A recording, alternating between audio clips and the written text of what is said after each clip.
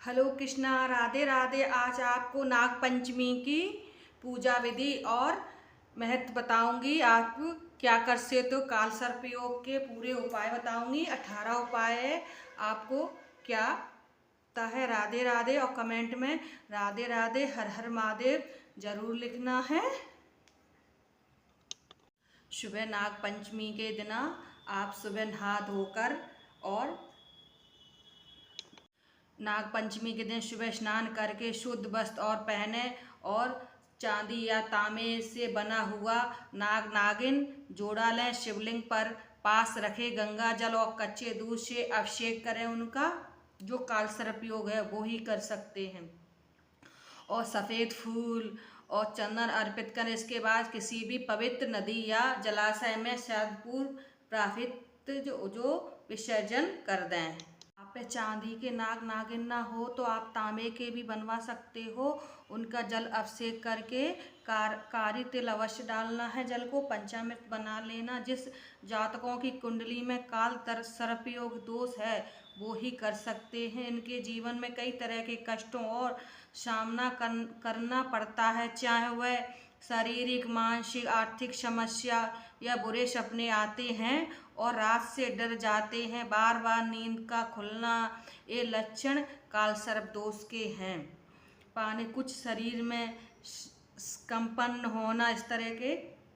सोमवार के दिन भगवान शिव के शिवलिंग पे गंगा जल और पानी में डालें, स्नान करवाएं और पंचामृत से 1 से 8 बार लगातार 7 दिन ही करना है। आपको नाग पंचमी से लेकर 7 दिन आपको यही करना है। आप पंचामृत डाल के, कारी तिल डाल के आपको भगवान पे अभिषेक करना है। बेलपत्र, धतूरा, जो भी आपके और पास वृक्ष हैं उनको ही। और ब्रह्मचार्य का पालन रखना है और इससे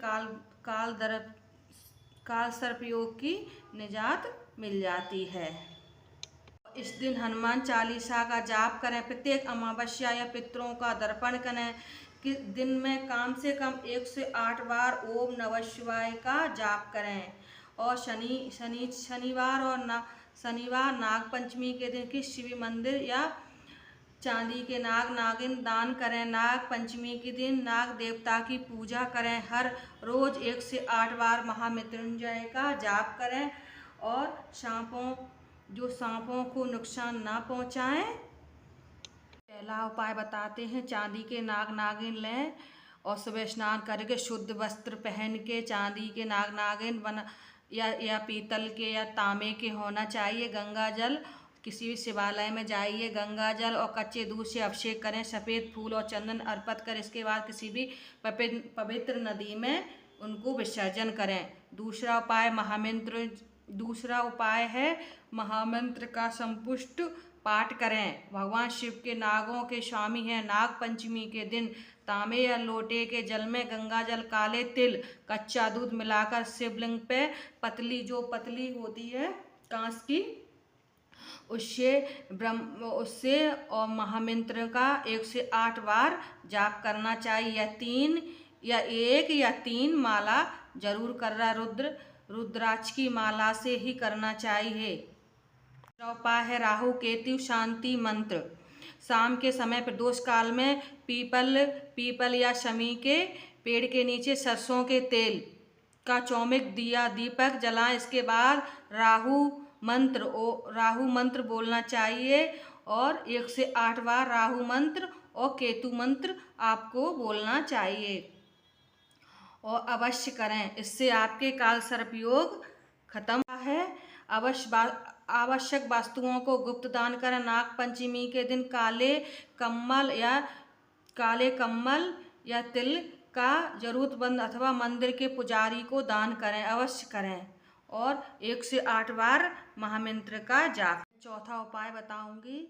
लाल चंदन होता है, आप बाजार में कहीं मिल जाता है। और मूलिया नाड़ा होता है ना। सावन के सोमवार नाग पंचमी भी पड़ रही है। इस दिन लाल चंदन का लेप करें। जो 2 बेलपत्री होती हैं उनका लेपन करें। लेपन तैयार करें। बेलपत्री के नीचे वाली दो पत्तियां नीचे वाली 2 पत्तियां होती हैं उस पर लेपन करें। पत्तियों पर लेपन करें, चंदन का लेप करें। इसके ऊपर वाली पत्ती पर लच्छा या मोली या लच्छा होता है लाल, उसमें भी आपको चंदन ही, लाल चंदन का ही कर लेना है, रखें और इसके महादेव फिर समर्पित करें। जो अपनी इच्छा है वो बोल के ही करें और 1 लोटा जल चढ़ाएं।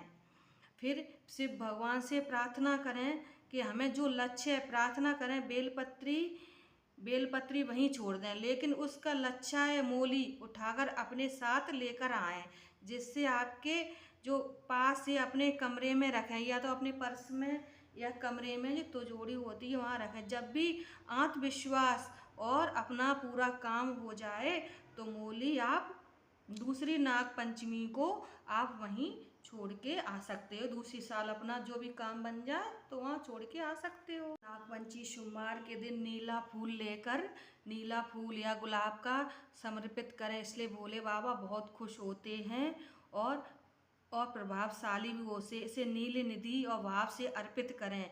भक्त के लिए जीवन में दरिद्रता दूर होती है और सुख समृद्धि भी प्राप्ति होती है। यदि नील कमल मिले ना तो रंग शंख जैसे शंख पुष्पीय दिखे वाले पुष्प, जैसे शंख पुष्पी अन्य नील, जैसे अपन को अगर ना मिले कोई नीला तो शंख पुष्पी जैसे भी फूल चढ़ा सकते। जो ये उपाय करता है उसे कर्जा मुक्ति फलदायक माना गया है।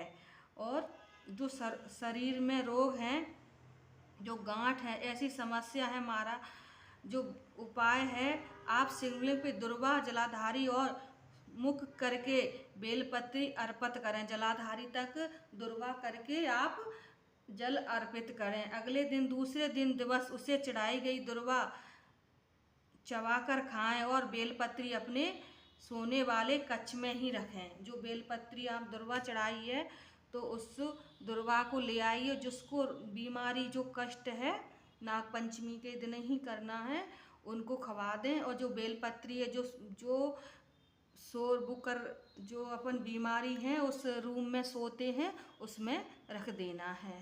सावधानियाँ रखें। नागपंचमी के दिन आप खुदाई नहीं कर सकते हो, नुकीले चीज़ों से नहीं करना है, बिल्कुल भी नहीं करना है इस चीज़ों से, नहीं तो आपके घर नकारात्मक ऊर्जा आ जाती है, इसलिए नाग देवता नाराज हो जाते हैं। इस दिन तवे पर रोटी ना बनाएं, आप पूड़ी ही बनाना चाहिए। इसे मान्यता है नाग का फन माना जाता है, इससे अपने तवा पे आभूषण है, इसलिए तवा पे रोटी नहीं बनाना चाहिए। पेड़ पौधे नहीं काटना चाहिए, इस दिन बचें पेड़ पौधे से।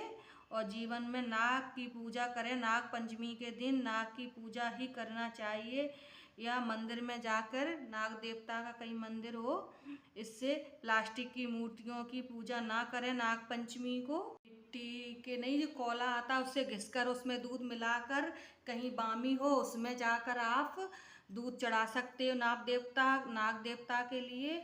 और घर में जो पूजा करते नाग देवता की, अपन नाग बनाते हैं, उनको काला कोला डाल के नाग बना सकते हो, उनकी पूजा अर्चना कर सकते हो। राधे राधे। अगर मेरा वीडियो अच्छा लगा हो तो लाइक और कमेंट सब्सक्राइब जरूर करना, और कमेंट में हर हर महादेव और राधे राधे अवश्य लिखना। अगला वीडियो बताना मैं किस चीज़ का लाऊं। राधे राधे।